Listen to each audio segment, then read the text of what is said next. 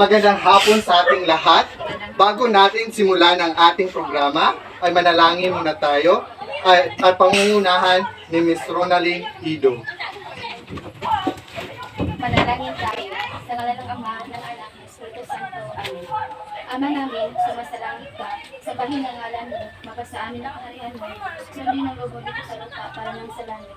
Bigyan mo kami ng aming kakanin sa araw-araw, at patawarin mo kami sa aming mga sala, para napapatawad namin sa pagkasala sa amin. Patuwag mo kami panitulo sa tukso, at iadya mo kami sa lahat ng isasalik ko. At susundan ito ng pag-awit sa ating pambansang awit. Kayang magiging, pero sa sinanganan, alam ng puso, sa dibdib mo'y buhay.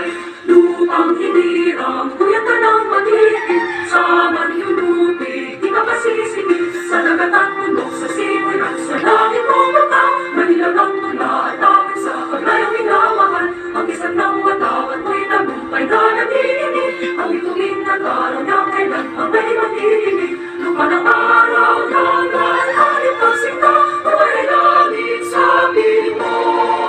Aming ligaya na magmay magkakapit, ang mamatay ng dahil sa'yo. Maaari na umupo ang lahat. Magandang hapon ulit sa ating lahat. Magandang hapon. Nandito tayo ngayon na nagtipon-tipon upang tunghayan at pakinggan ang mga plataforma at adikain ng mga kumakandidatong opisyales para sa ating lungsod. Tayo ay makinig sa kanilang mga adikain at sa kanilang magandang hangarin sa ating lungsod. Sa hindi pa tayo magsisimula, ay tunghayan muna natin ang isang presentasyon na galing sa Dangerous Girls.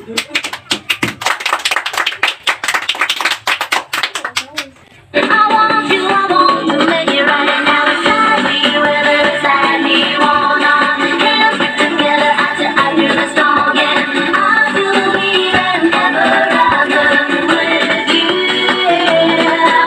'Cause life is a pleasure with you by my side, and there ain't no going in this river we can ride. I believe in ever after with you. Maraming salamat sa iyong presentasyon na talaga namang nakakagising sa ating hapon. Tapos na tayo sa isang presentasyon, dumako naman tayo sa ating punto de vista sa ating programa kung saan ang pagpapakilala sa ating mga kumakandidatong opisyales sa ating lungsod. Ngayon ay ibibigay ko na ang mikropono sa kanilang aktibong campaign manager. Salubungin natin sa masigabong palakpakan. Maraming salamat sa ating napakaganda at napaka-aktibo ring MC. Okay. Muli ay magandang araw sa ating lahat. Magandang araw. Bago ko ipakilala ang mga kandidatong nasa aking likuran, ay ipapakilala ko muna ang aking sarili. Ako si Mary Joy Diugan, tumatayo sa inyong harapan bilang isang campaign manager ng tamang partido, tapat at maaasahan. Maraming pagsubok ang kinakaharap ng ating lungsod. At marami na rin tayo na pagdaanan bilang isang mga mamamayan. Tulad nga na nasabi ng mga karamihan sa mga kumakandidato, ay pumili tayo ng mga leader na maaasahan at may puso sa pagsiserbisyo sa mga tao. Ngayon, mga kababayan ko, ay pinakikilala ko sa inyo ang mga aktibong kakandidato sa taong 2022. At sa pagsisimula ng programang ito, ay ikinagagalak kong ipakilala sa inyo ang dalawa sa pinaka-aktibong kakandidato bilang kagawad ng lungsod, Andres Salingay at Mary Ann Abu-Abo. Bigyan natin sila ng masigabong palakpakan. Nais ko pong gumati sa inyong lahat ng isang magandang araw sa inyo. Nais ko pong munang ipakilala ang aking sarili sa inyong lahat. Ako po si Andres Salingay. Kabilang po ako sa partido ni Mayor Ranolfo Doydora na nagsusulong ng mga programang makatutulong sa pagtunlad at kandidato sa pagkagawad ng ating lungsod. Kahit ito po ang kauna-unahang beses na pagpasok ko sa politika, sinisiguro ko sa inyo na hindi kayo magsisisi. Makikipagtulungan ako sa ating kapitan, gayon din sa aking mga kapakagawad upang mapatupad ang ihahain naming mga programa. Sisikapin ko pong gawin ang lahat ng aking makakaya, matulungan ko po ang ating mga kabarangay. Ngayon pa lamang po ay nagpapasalamat po ako sa inyong lahat sa dumalo. Magandang araw po. Magandang hapon sa ating magaganda, matipuno at mahusay na mga tao ng Barangay Anibungan. Narito ako at nakatayo sa harap nyo at lubusang nagpapasalamat sa pamagitan ng inyong nakakataba ng puso at maasahang pagdalo dito. At bigyan ako ng oportunidad na ipakilala ang aking sarili bilang isang simpleng taong naghahangad na magbigay serbisyo publiko sa inyo at sa ating minamahal na lungsod. Ako po ay si Mirian Abo-Abo at tumatakbo sa posisyong kagawad ng ating lungsod. Kung ibibigay nyo sa akin ang inyong buong suporta sa darating na halalan, hindi ko kayo bibiguin, buong puso kong yayakapin ang pananagutan ko sa lungsod at ang pagiging isang kagawad. At higit sa lahat, maging positibong tagasulong ng pagkakaroon natin ng malinis at mahusay na lungsod muli. Huwag niyo pong kalimutan ang aking pangalan sa inyong baluta. Mirian Abo-Abo ang aking pangalan, numero 1 sa inyong baluta. Salamat at mabuhay tayong lahat. So, bago tayo dumako sa susunod na kandidato, ay tutungayan muna natin ang isang presentasyon mula sa Team Sexy Ladies. Bigyan natin sila ng masigabong palakpakan.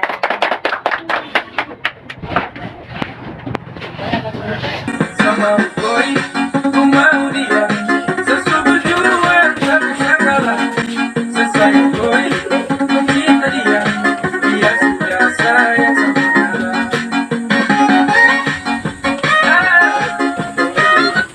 Maraming salamat, Team Sexy Ladies, sa inyong buong pusong presentasyon. Ngayon ay dumako naman tayo sa kagawad ng ating lungsod na ngayon ay kakandidato at tatakbo bilang Vice Mayor. Please welcome Miss Annalyn Tabuada.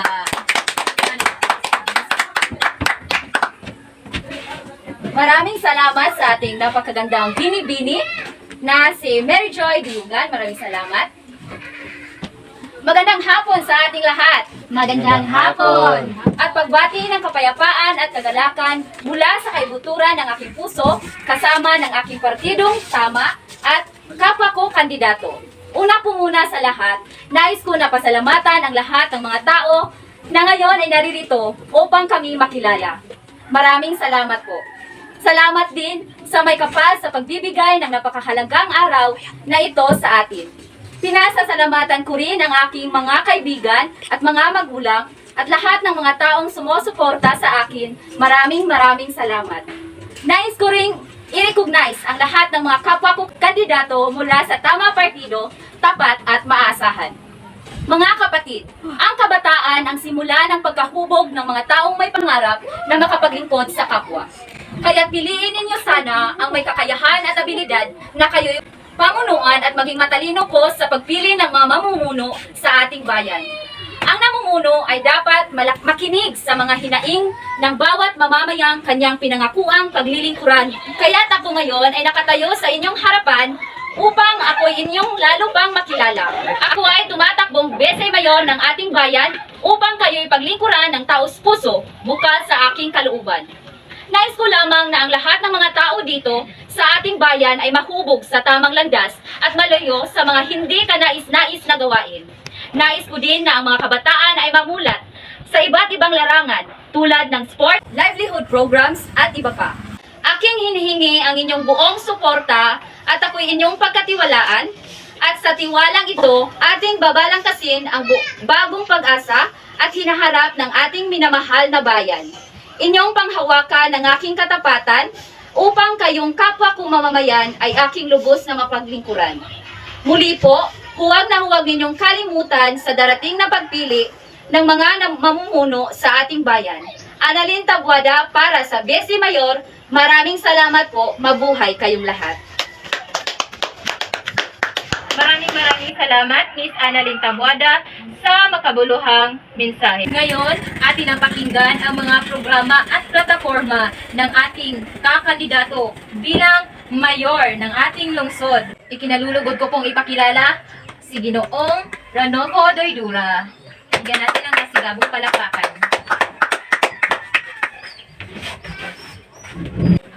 Magandang hapon sa ating mga kababayan nandito sa Barangay Anibungan. Magandang hapon.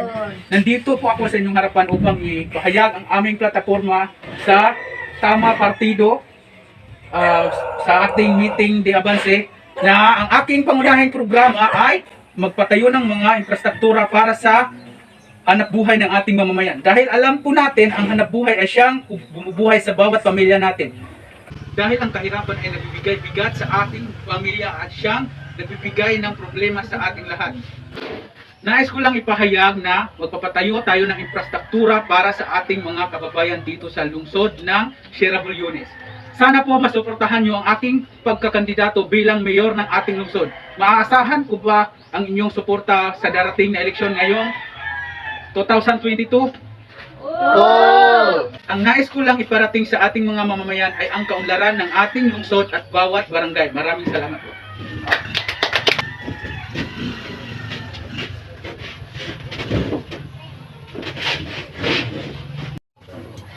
Maraming salamat sa mga kandidato at sa kanilang mga makabuluhang mensahe. Sana ay naliwanagan ang iyong mga isipan sa kung sino man ang maasahan at ang mga karapat-dapat na iboto natin sa darating na halalan. Sana po ay suportahan natin sila at mabigyan ng pagkakataon na makapaglingkod at makapagbigay ng serbisyo sa ating mga tao. Ngayon ay bibigyan tayo ng ating mga kakandidato ng pagkakataon na sagutin ang inyong mga katanungan at mga hinaing. Kung sino man ang may mga katanungan, maaari niyong itaas ang inyong mga kamay.